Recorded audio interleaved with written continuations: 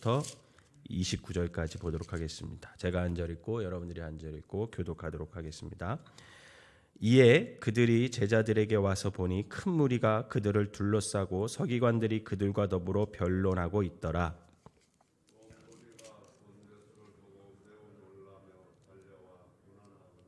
예수께서 물으시되 너희가 무엇을 그들과 변론하느냐?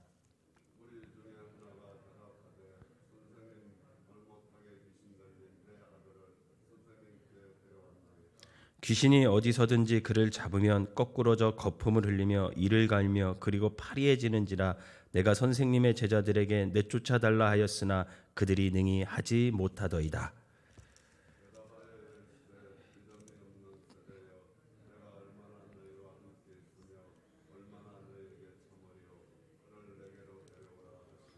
이에 데리고 오니 귀신이 예수를 보고 곧 그 아이를 심히 격려를 일으키게 하는지라 그가 땅에 엎드러져 구르며 거품을 흘리더라.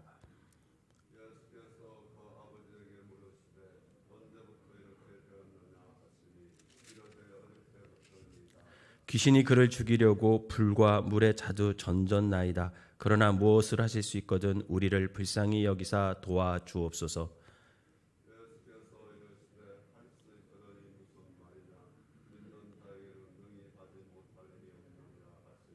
곧 그 아이의 아버지가 소리질러 이르되 내가 믿나이다. 나의 믿음 없는 것을 도와주소서 하더라.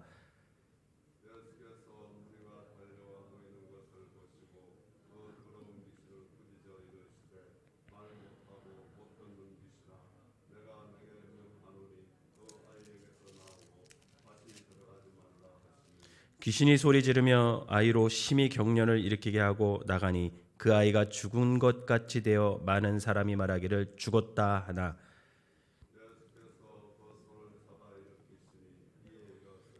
집에 들어가심에 제자들이 조용히 묻자오되 우리는 어찌하여 능히 그 귀신을 쫓아내지 못하였나이까? 이르시되 기도 외에 다른 곳으로는 이런 종류가 나갈 수 없느니라 하시니라. 아멘. 이 새벽에도 주님 전을 찾은 여러분들에게 하나님의 은혜가 함께 하시기를 주님의 이름으로 축원합니다. 이 본문 전에 이제 예수님과 베드로, 야고보, 요한이 이제 변화산에 가서 체험을 하고 이제 내려왔어요. 이제 내려오는데 그런데 이제 남은 제자들과 서기관들이 서로 변론을 막 하고 있었어요. 그러니까 좀 말다툼이 있었던 거죠. 그래서 예수님이 묻습니다. 뭐라고 묻냐면 16절 우리 같이 한번 읽어볼까요? 16절 뭐라고 묻냐면 예수님께서 이렇게 물어요. 시작. 예수께서 물으시되 너희가 무엇을 그들과 변론하느냐 이렇게 물어요. 그랬더니 무리 중에 한 사람이 나와서 이렇게 말합니다. 17절 18절 읽어봅시다. 시작. 무리 중에 하나가 대답하되 선생님 말 못하게 귀신 들린 내 아들을 선생님께 데려왔나이다. 귀신이 어디서든지 그를 잡으면 거꾸러져 거품을 흘리며 이를 갈며 그리고 파리해지는지라 내가 선생님의 제자들에게 내쫓아달라 하였으나 그들이 능히 하지 못하더이다. 이렇게 얘기해요. 어떤 한 사람의 아들이 이제 귀신에 사로잡혔죠. 귀신에 사로잡혀서 거꾸러지고 거품을 물고 이를 갈고 얼굴이 파래지고 도저히 그 모습으로는 정상적인 생활이 감당이 안 됩니다. 그래서 이 아버지가 어디선가 예수님의 소문을 들은 거예요. 그래서 예수님의 소문을 듣고 예수님이라면 고칠 수 있을 거야. 이런 이제 생각으로 희망으로 예수님을 찾아왔는데 하필 그때 예수님이 있었어요, 없었어요? 없었어요. 베드로, 야고보, 요한을 데리고 변화산에 올라가 있었어요. 예수님이. 그리고 나머지 제자들만 그 자리에 있었던 거죠. 그런데 사실 여러분 남은 제자들이 귀신을 쫓을 수 있는 능력이 있었을까요? 없었을까요? 있었어요. 있었습니다. 그들도 귀신을 쫓아내고 병든 자를 고친 경험이 있어요. 마가복음 6장 12절 13절에 보면 예수님이 이제 제자들을 둘씩 짝을 져서 보내거든요. 가서 이제 복음을 전파하라. 그랬더니 그 둘씩 예수님의 명령을 받고 떠난 제자들이 가서 마을마다 두루 다니면서 회개를 전파해요. 성경에 보면 회개를 전파했다 그랬어요. 회개를 전파하니까 많은 귀신들을 내어쫓고 병든 자를 고쳤다. 이런 기록이 있어요. 그래서 남은 제자들이 자신들이 이제 이 귀신 들린 아이를 고칠 수 있다고 생각했던 거예요. 아마 기름도 발라보고 또 여러 가지 방법, 아마도 이제 예수님이 귀신 쫓는 것을 옆에서 많이 보았으니까 예수님이 하신 방법으로 이제 같이 경험했으니까 그 방법을 사용해서 이렇게 귀신을 내쫓으려고 했겠죠. 그런데 문제는 그 귀신 들린 아이에게서 남은 제자들이 귀신을 내어쫓지 못했다라는 거예요. 18절 후반절에 이렇게 보면 선생님의 제자들에게 내쫓아 달라 하였으나 그들이 능히 하지 못하더이다. 이렇게 기록되어 있습니다. 그렇게 귀신을 내어쫓지 못하는 제자들을 보고 서기관들이 지켜보고 있다가 이게 기회다라고 생각하고 시비를 걸었겠죠. 그동안 눈에 가시였던 예수님과 제자들이 뭔가 실수를 했으니까 얼마나 트집 잡기가 좋겠습니까? 그래서 시비를 걸은 거예요. 거봐라. 그동안 너희들이 예수라는 사람이 한 것은 다 거짓이다. 아마 그렇게 시비를 걸었을 것 같아요. 그리고 예수라는 자가 자신을 구세주라 그러고 하나님의 아들이라 그러고 하면서 병을 고치고 귀신을 내어쫓는 것은 신성모독이다. 막 이러면서 말하면서 남은 제자들에게 따지고 비난을 했을 겁니다. 그랬더니 남은 제자들도 방어를 해야 되잖아요. 비록 지금 자기들이 이 아이를 사로잡고 있는 귀신을 내어쫓지는 못했지만 예수님께서 그동안 수없이 많은 병자들을 고치셨고 귀신 들린 자들에게 귀신을 내어쫓으셨고 해방시켜 주셨다라고 하면서 이렇게 변론을 했던 거예요. 변론을 하면서 논쟁을 하고 있었던 것입니다. 결국 예수님은 그 모든 상황을 다 파악하시고 이렇게 말씀하셔요. 19절 한번 읽어보도록 하겠습니다. 시작. 대답하여 이르시되 믿음이 없는 세대여 내가 얼마나 너희와 함께 있으며 얼마나 너희에게 참으리요 그를 내게로 데려오라 하시매. 이렇게 말씀하십니다. 사실 이 말씀은 남은 제자들에게만 한 말씀이 아니라 그 믿지 못하고 따지는 그 서기관들을 포함해서 거기 있는 모든 사람들에게 아마 예수님께서 말씀하셨던 거예요. 이 말씀을 하시고 예수님은 아이를 데려오라고 하십니다. 그랬더니 귀신이 예수님을 알아봐요. 예수님을 알아보고 아이를 더 고통스럽게 해요. 20절 읽어볼까요? 여러분 20절 시작. 이에 데리고 오니 귀신이 예수를 보고 곧 그 아이로 심히 격려를 일으키게 하는지라 그가 땅에 엎드려져 구르며 거품을 흘리더라. 그 모습을 본 예수님은 그 아이의 아버지에게 언제부터 이 아이가 이렇게 되었느냐 이렇게 물어요.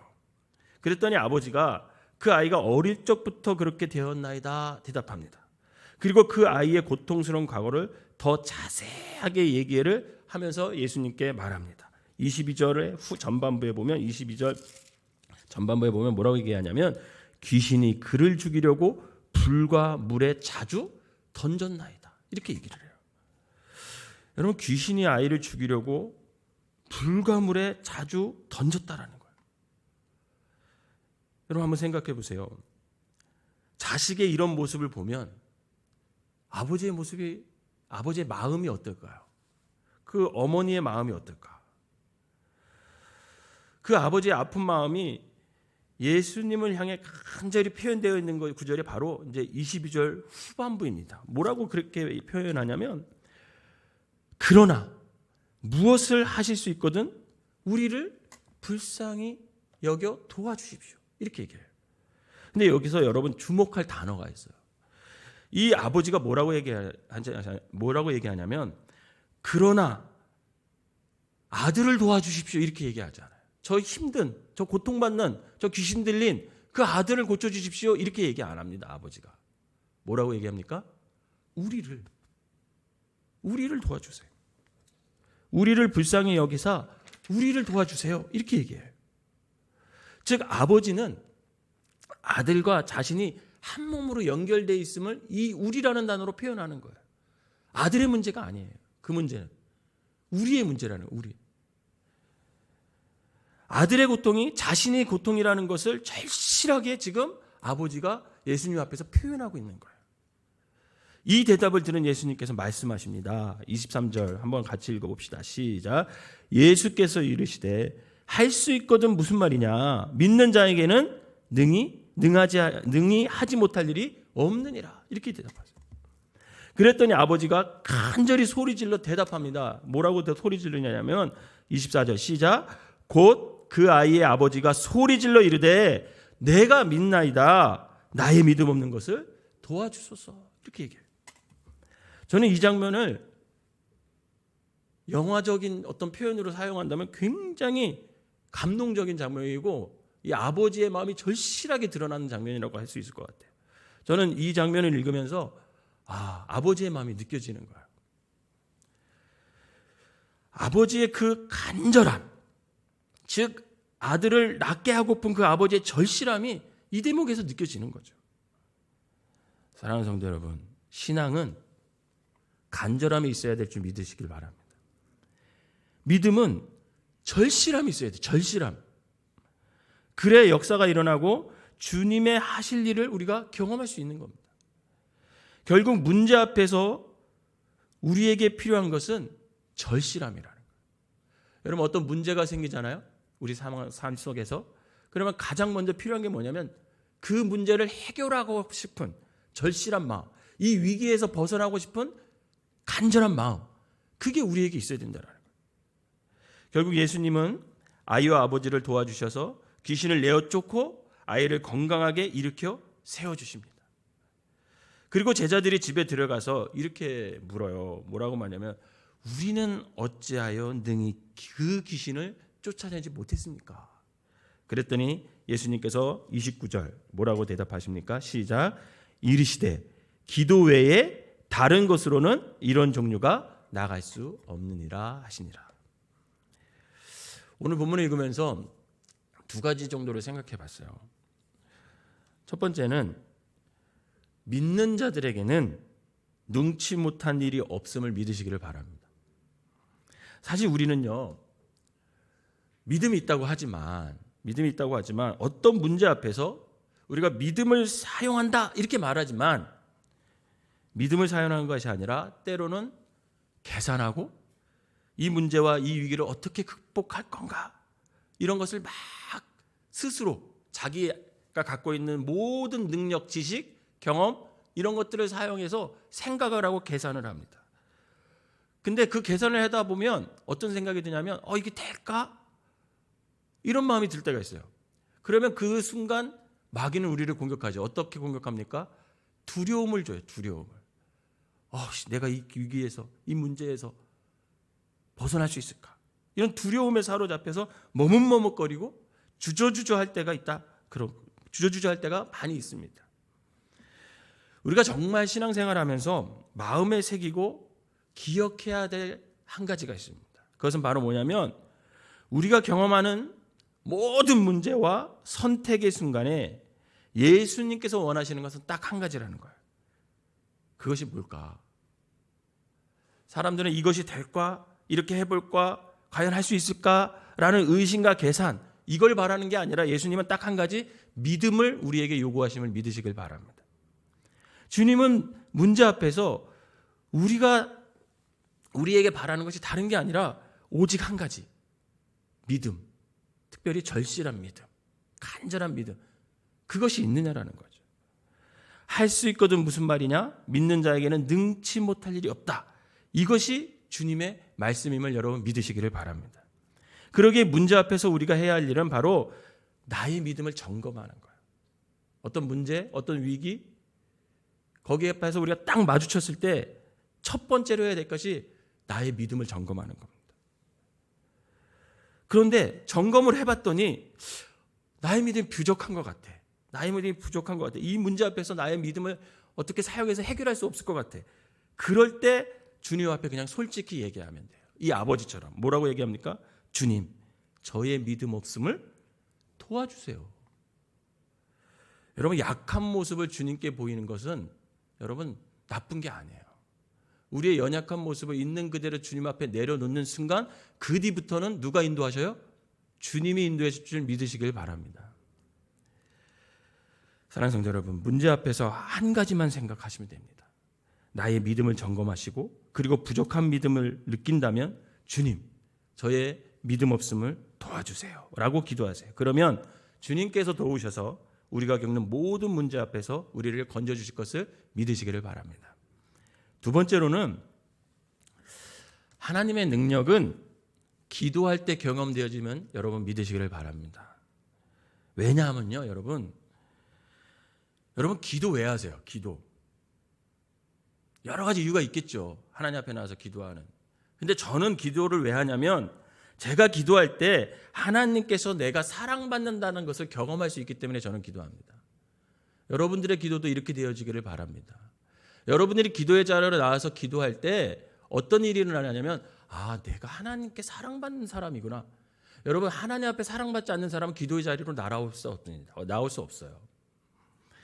그래서 내가 하나님의 사랑을 받는다는 것을 느끼는 가장 좋은 방법이 뭐냐? 바로 주님 앞에 나와서 기도하는 거예요. 여러분 기도하면 응답 받을까요? 안 받을까요?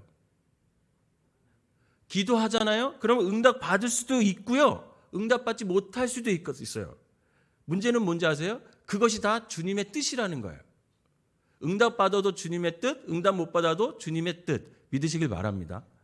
그런데 어떤 순간에 어떻게 갈라지든 문제는 뭐냐면 주님께서 어떤 방법으로든지 인도해 주신다라는 거예요. 결국 그렇게 보면 기도는 다 응답되어지는 거죠. 그러면 하나님께서 여러분 왜 기도를 다 응답해 주실까요? 우리의 기도를 왜 다 응답해 주실까요? 그것은 간단합니다. 저와 여러분들을 사랑하시기 때문인 줄 믿으시길 바랍니다. 그래서 이 진리를 아는 사람은 자꾸 기도의 자리로 나오게 되는 거죠. 기도의 자리로 나와서 하나님의 사랑 속으로 깊이 들어가는 겁니다. 결국 기도를 통해 내가 하나님의 사랑받는 자를 깨닫는 자는 점점 담대해질 수 있어요. 왜? 내 뒤에 누가 계셔요?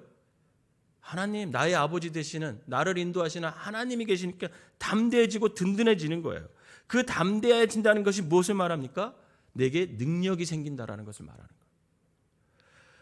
나를 사랑하는 분이 주님이시니까 내가 기도하면 응답하실 것이라는 확실한 믿음이 있고 그 응답을 내가 날마다 경험한다면 모든 문제 앞에서 담대해지고 매 순간 능력을 행하며 우리가 살아갈 수 있음을 믿으시기를 바랍니다. 여러분 한번 생각해 보세요. 주님의 사랑받는 자가 주님의 이름을 사용해서 기도하면 주님의 일을 하는데 왜 하나님께서 능력을 주지 않겠느냐라는 거죠. 그래서 기도하는 것이 중요한 거죠. 우리가 기도할 때 하나님의 사랑을 더 깊이 느낄 수 있기 때문에 그래서 기도의 자리로 나와야 된다는 거예요. 바라기는 기도를 통해 내가 하나님의 사랑받고 있음을 깨닫고 그 믿음으로 날마다 주님께서 주시는 능력으로 매 순간 문제 앞에서 담대해지는 여러분들 되시기를 주님의 이름으로 축원합니다. 기도하겠습니다. 사랑과 은혜가 충만하신 하나님 아버지 감사합니다. 인생을 살다 보면 수많은 문제 앞에서 우리가 좌절할 때가 있고 막막할 때가 있고 두려울 때가 있습니다. 그러나 그때 우리가 한 가지만 생각하게 하여 주시옵소서.